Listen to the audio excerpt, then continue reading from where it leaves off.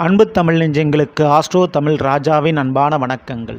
இன்றைய பதிவில் ஆடி போய் ஆவணி வந்தால் எல்லாமே மாறிடுன்னு சொல்லுவாங்க.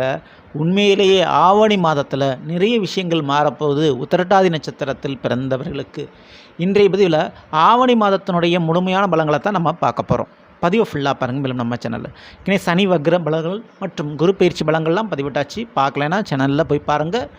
மேலும் டிஸ்கிரிப்ஷன் லிங்க் இருக்கும், ப்ரெஸ் பண்ணி பார்த்து பயனடைஞ்சுங்க. மறக்காமல் நம்ம சேனலை சப்ஸ்கிரைப் பண்ணிட்டு குடைத்திர பெல்லைக்கான ப்ரெஸ் பண்ணிட்டு பக்கத்தில் ஒரு ஆல் ஆப்ஷன் தெரியும், தவறாமல் செலக்ட் பண்ணிச்சுங்க. அப்படின்னா தான் நாங்கள் பதிவிடக்கூடிய அடுத்தடுத்த பதிவுகள் உங்களுக்கு உடனுக்குடன் நோட்டிஃபிகேஷனாக வந்து சேரும்.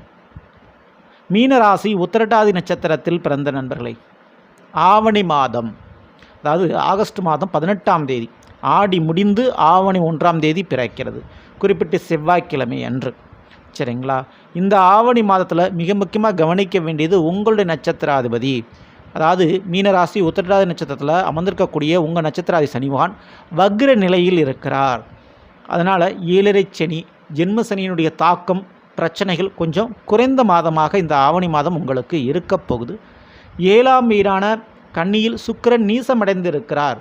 அந்த சுக்கிரன் உங்களுடைய மீனத்திற்கு 8ஆம் இடம் துலாம் ராசிக்கும் அதிபதியாக இருக்கின்ற காரணத்தினால் வம்பு வழக்கு பிரச்சனைகள், தேவையில்லாத மரண பயங்கள், தேவையில்லாத அவமானம் சம்பந்தப்பட்ட பிரச்சனைகள் கொஞ்சம் இந்த ஆவணி மாதத்தில் குறைஞ்சே போகும், மறைஞ்சே போகும். பெண்களால் ஏற்பட்ட பிரச்சனைகள் கண்டிப்பாக சரியாகும். சரிங்களா? வாழ்க்கை துணையாலையும் ஏற்பட்ட பிரச்சனைகள் குறையும், மறையும். ஏன்னா சுக்கிரன் நீசம், 8க்குரியவன் நீசம், வம்பு வழக்கு பிரச்சனைகள் முடியக்கூடிய தருணமாக இது இருக்கும். மேலும் 4ஆம் வீடான மிதுனத்தில் செவ்வாய் அமர்ந்திருக்க நிச்சயம் நில புலன்கள் வாங்கக்கூடிய முயற்சியில் வெற்றிகள் கிடைக்கும். புதுசாக ஒரு வண்டி வாகன மாற்றங்களை தாராளமான முறையில் செய்யலாம். 5ஆம் வீடான கடகத்தில் குரு உச்சமடைந்து தனித்துவமான முறையில் இருக்கிறார். அந்த குருவோடு ஆகஸ்ட் 18ஆம் தேதிக்கு பிறகு, அதாவது ஆவணி மாதத்தில் இந்த செவ்வாய் பேரிச்சி அடைஞ்சு இணைவார். அப்படி இணையும் பொழுது நிச்சயம் பெரிய அளவு மாற்றங்கள் உண்டு. ஏன்னா நீசபக ராஜயோகம் உருவாகும். அப்படி குரு செவ்வாய் இணைவு 5ஆம் வீட்டில் ஏற்படுறதுனால உத்திரட்டாதி நட்சத்திரக்காரர்களுக்கு சகோதர சகோதரிகள் வழிகளிலும் பிள்ளைகள் வழியிலையும் நன்மை நடக்கும். தங்கத்தாலும் நிலத்தாலும் சொத்துனாலும் நன்மைகள் உண்டு. 6இல், அதாவது ஆவணி மாதம்னாலே சூரியன் சிம்ம ராசியில் ஆட்சி பெற்று அமர்வார். அந்த சூரியன் கேதுவோடு இணைந்திருப்பதாலும் கூட புதன் இருப்பதாலும் படிப்பு சம்பந்தமான விஷயத்தில் நல்ல ஒரு முன்னேற்றம் ஏற்படுங்க. மேலும் சொந்த தொழில் பண்ணுறவங்களுக்கு நல்ல ஒரு வேலையாட்கள் கிடைக்கக்கூடிய ஒரு தருணம். அதே போல் நாங்கள் அரசாங்க வேலைக்கு முயற்சி இருக்கோம் அப்படின்னு சொல்கிறவங்களுக்கு அந்த அரசாங்க வேலை கிடைப்பதில் சில நன்மையான அறிகுறிகள் உங்களுக்கு தென்படும்.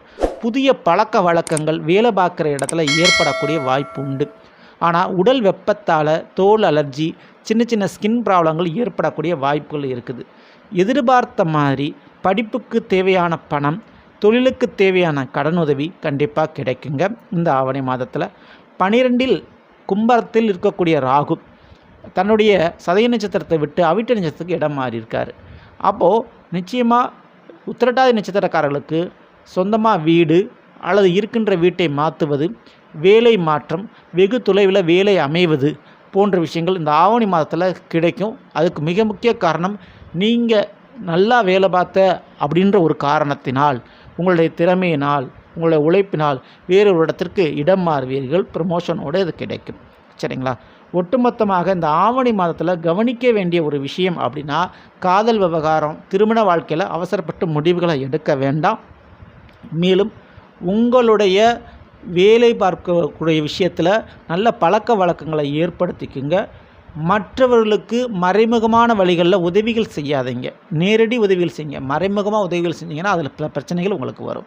இதை மட்டும் நீங்கள் கவனத்தோடு இருந்துக்கணும். இந்த ஆவணி மாதத்தில் நீங்கள் வணங்க வேண்டிய மிக முக்கியமான ஒரு தெய்வம் என்று எடுத்துக்கொண்டால் கண்டிப்பாக காலபைரவர். காலபைரவருடைய வழிபாடுகளை இந்த ஆவணி மாதத்தில் செய்யும்போது உத்திரட்டாதி நட்சத்திரக்காரர்களுக்கு பெரிய அதிர்ஷ்டம் காத்து கொண்டிருக்கிறது. சரிங்களா?